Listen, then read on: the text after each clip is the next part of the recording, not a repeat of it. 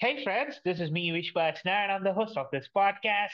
A lot of times, Devrel has been misunderstood with social media influencer. And by the way, it's not the same. So if you think about what's the absolute definition of a Devrel is always all about talking about there is a problem statement in a community, and there are problem statements that are evolving inside the ecosystem that I really am in, and we are supposed to solve it. Or else, it's something like, can I understand the users who are using my product and make sure that they are educated? That's what it is. But today, it's a whole new dilemma behind. Should I become a social media influencer? Should I become a developer? So there's a lot. There's a lot that is happening.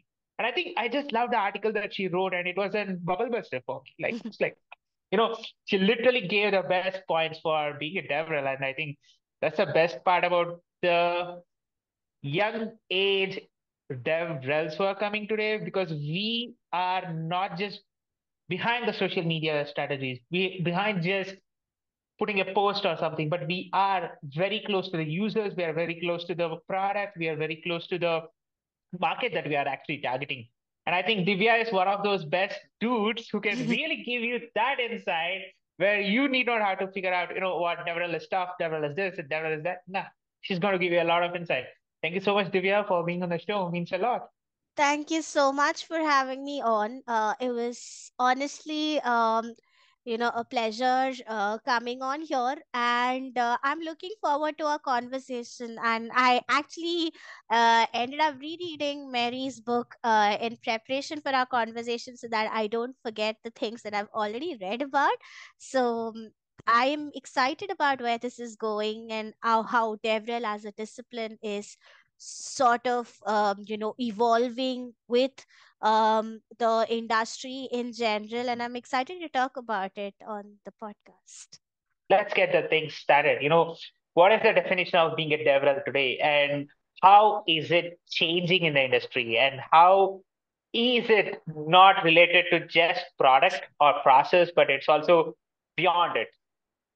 So honestly speaking, to be very very frank and forthright with everyone who actually sees this and with you, when I started off with my career in IT, which was 10 years ago, it's actually pretty much close to 10 years now, just 8 days away.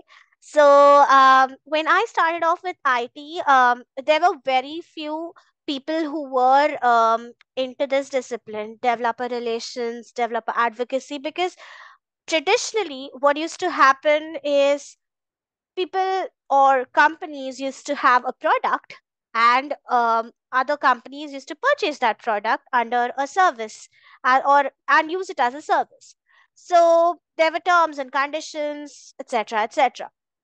Now, with the emergence of cloud and cloud native and social media in general, again, um, there have been a lot of changes in how we approach development, and how we approach um, you know how we approach the whole concept of selling a project, and connecting with our consumers and connecting with our end users.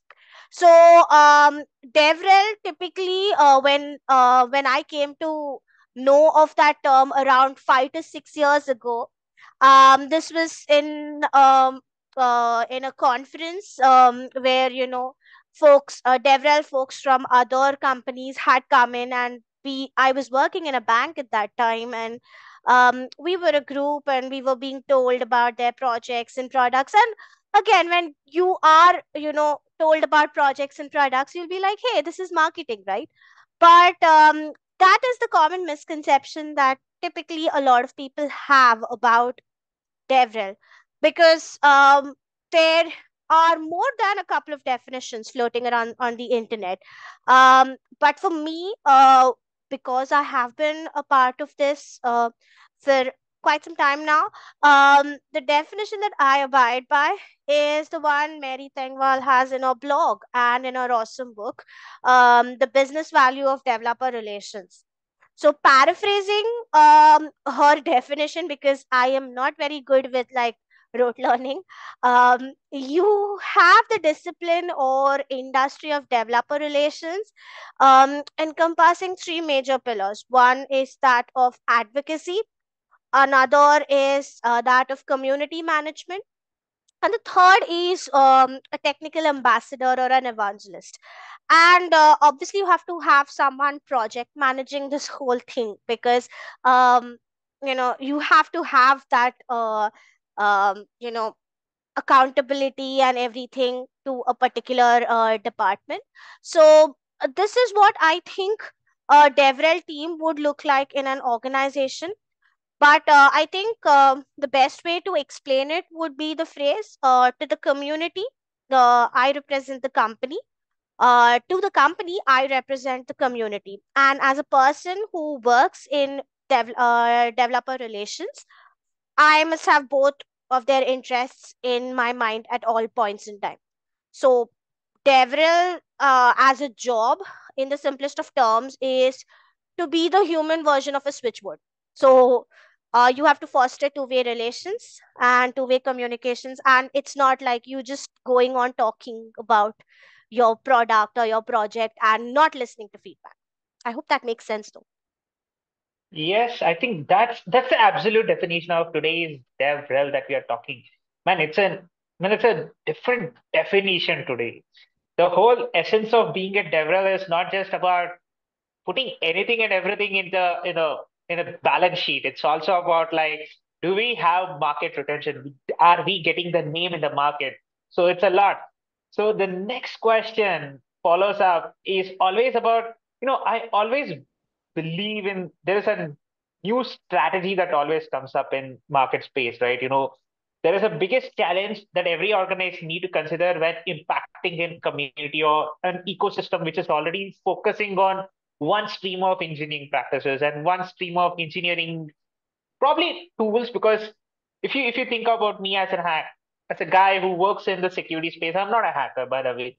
So there's a lot. So what is the biggest challenge that every organization needs to consider when they want to impact an ecosystem of engineering practices? That is focusing not just people but also the process in which they are thinking. So what are the factors that they need to consider and reconsider when they think about these aspects of impacting an ecosystem of engineering practices? So when you're talking about impacting in general, like whether it be DevRel, whether, because now we're speaking about DevRel, I can say that one of the major things that is a challenge is that of actually measuring the impact that you're having on an ecosystem or on your community. Like, how do you measure it? Because you are like I said, you are not an engineer. When you're a devrel, you're clearly not an engineer, you're clearly not a marketing or a salesperson. um, you are clearly not in the C suite. So where are you? What are your um, what are the things that you're impacting? How do you measure those? How do you measure that impact? That I think is one of the biggest challenges that we have within DevRel as an industry, because impact is very subjective and very qualitative.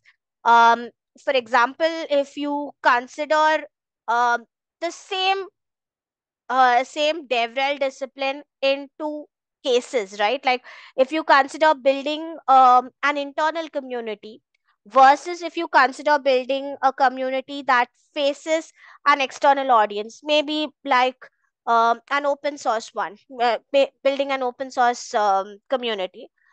There are two, these are two different communities. The differences are so vast that the strategies will be different.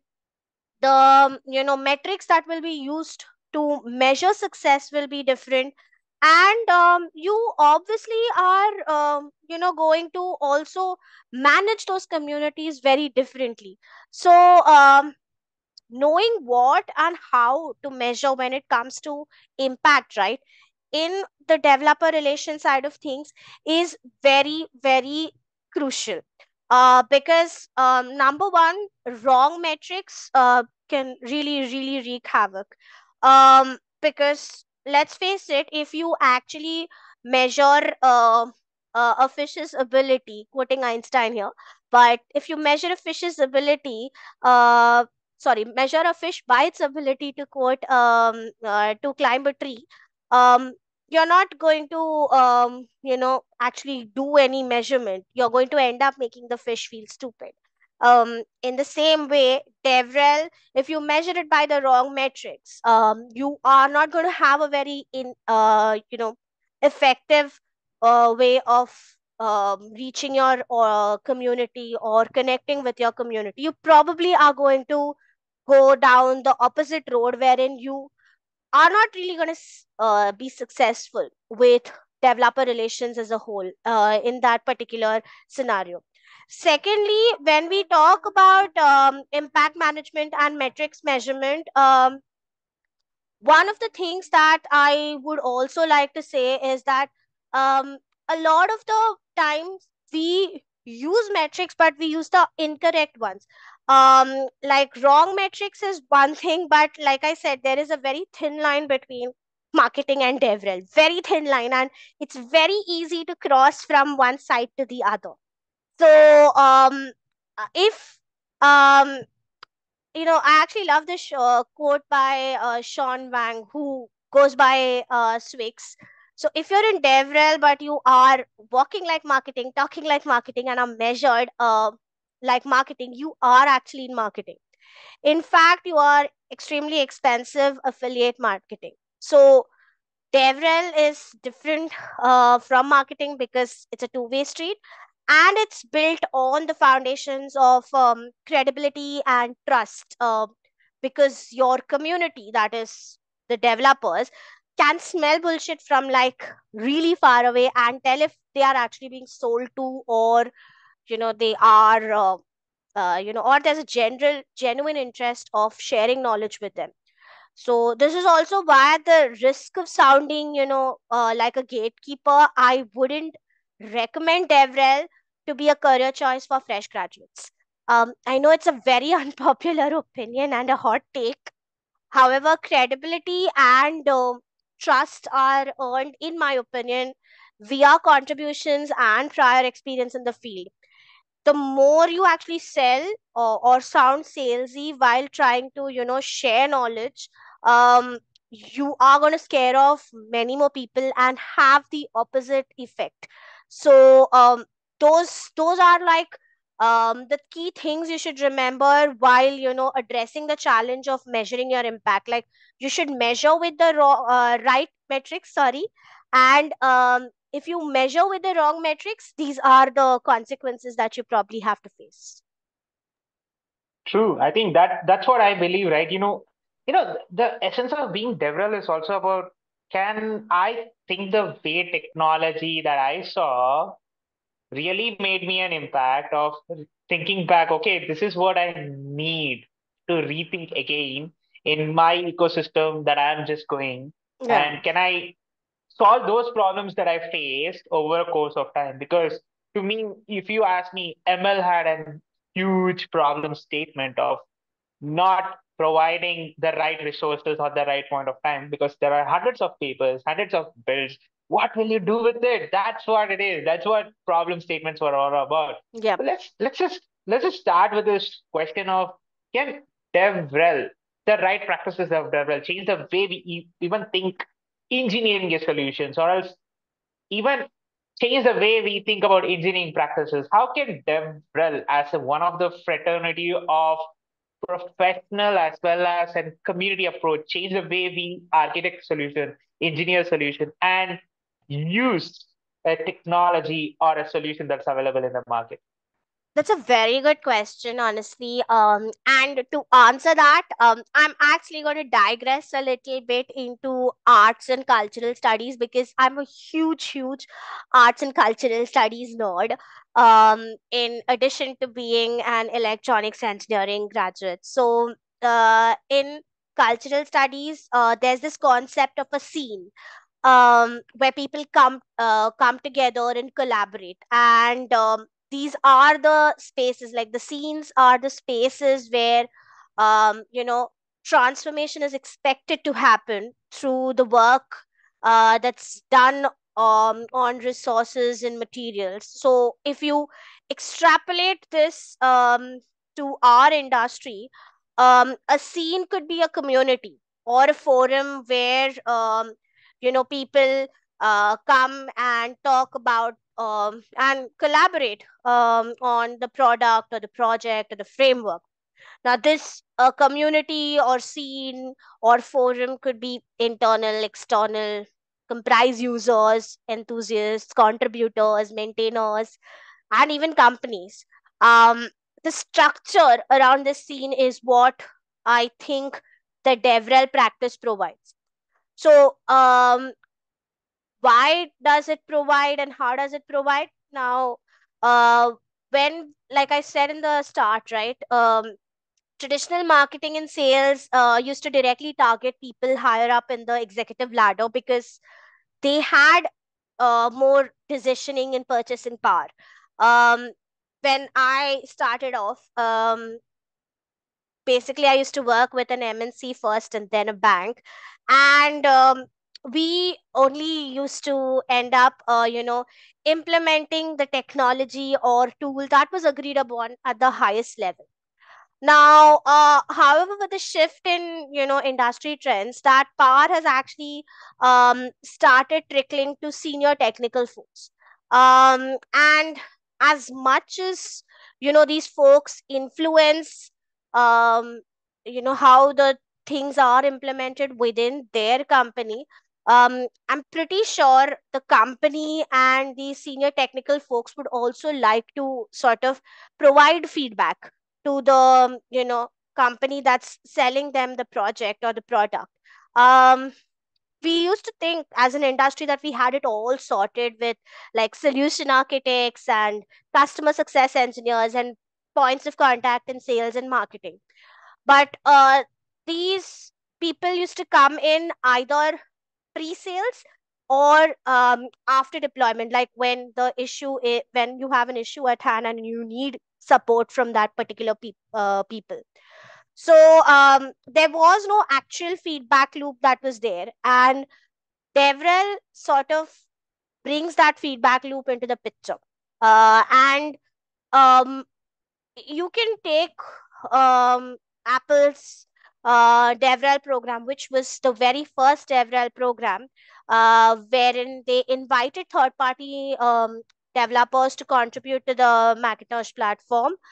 Or you can even take the current API economy that's solely built on um, the benefits that have been reaped via good DevRel and um, open source. So these are two great examples historically to definitely certify that DevRel practices do have an impact on how engineering is carried out in the future. So there is a huge impact, and it's the DevRel practice that it centers around, given that there has been a major shift in the industry trends, and DevRel and community management are being taken into account as really serious disciplines, along with sales, marketing, and product and engineering and all the other stuff that's there in an organization.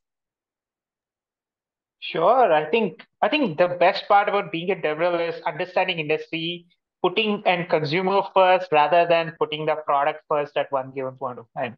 So there's a lot of things that goes behind. Like you started by writing content, you started by researching on so many things. So how to actually build a content which is more relevant and more specific to a customer or an adapter, like how to actually research and how to get the constant feedback loop back from the community and how to evolve with that feedback as well, because we miss out on that part. Yeah, So what are the practices that we need to follow when we are specifically focusing on an adaptation, getting the feedback loop, and now evolving with it? absolutely, that's a very good question. So I think the first thing is you meet your community members where they are at, because there are a lot of platforms where your community members will be active. It's not necessary that they are all active on Twitter or on Reddit or on some social media. You will have an existing user base, you just need to find it. So I'm not saying user base in the sense that they've already started using your product before you've marketed it or sold it. I'm not saying that way, but your users will be there, your potential users will be there out there somewhere. You have to find them, and you need to actually go to them and listen to what they talk about. What are their pain points? Based on those pain points, you have the power to actually influence the roadmap, because like I said, you are that bridge between the community and the company. So you have the power to influence the roadmap by connecting with the right people within the company and saying, you know what, hey, these are the things that are affecting the users out there. Maybe we make it better for them by including XYZ in the product. And when it comes to actually pushing out content related to this, I would say that start out in start out small. I won't like say go big guns and demolish them all. I will never say that, because you have to first find your user base, talk to them, listen to them, then grow it, right? Like you cannot just directly jump in at the deep end of a swimming pool. You'll probably die if you do. Um, though it might not be as serious with DevRel, but you got to start small. Start out by listening to them, engaging in conversations with them, then making out like a whole place where they can collaborate with you and your company folks. Maybe it's a Slack, maybe it's a Discord, maybe it's a GitHub organization, maybe it's something else new. I don't know. Like, think about these various places where you can coordinate and collaborate on things and make them a part of your processes. Keeping them in mind also involves actually including them in your project. Like, seeking feedback obviously involves talking to them, right? Like actively talking to them, actively having that communication channel open. So you need some avenue. For some, Discord works, for some Slack works, for some GitHub conversation, not GitHub conversations, GitHub discussions work. So it's on a per project basis. So you got to keep that communication channel open, and once you do that, um, you will probably find like more people attracted, and that's when you decide whether you want to shift off that platform and make a platform of your own to actually host all your community members, or you need you continue scaling out on that platform itself. That decisioning is again on a per project basis. It's not like a hard and fast rule that you need to do this or you need to do that. It's all you know very very subjective to each and every project and product. But the basic thing is, you're not support, you're not sales and marketing. You have a direct avenue where you talk to people, and use that to do it. Use your past to actually connect with people rather than pitching stuff to them. And people will start coming when they notice the authenticity and the ingenuity of your project. So yeah. True, that's true. I think I just did this because I was like, oh man, we are supposed to emphasize on some things and we didn't do that. I was like, man, she's hitting on the best points that is required to have the right development practices in your organization. I think this is one of the best community dude podcasts that I ever did, because over a course of time, it's not being a marketeer. You never fit inside the shoes of being a marketeer, but you should know where the market is heading towards, where your competitors are heading towards, where are the best practices going on, and what are the different challenges that you need. And it's also about making sure that you have a collaborative environment rather than a war zone. I think that is where DevRel is moving towards these days. I think that is where the efforts are moving these days. That is where community is actually making a lot of impact these days. And I think thank you so much, Divya, for sharing such insights. This is one of the best podcasts. Just listen back to it if you want to really start as a developer. Thank you so much, Divya. Thank you.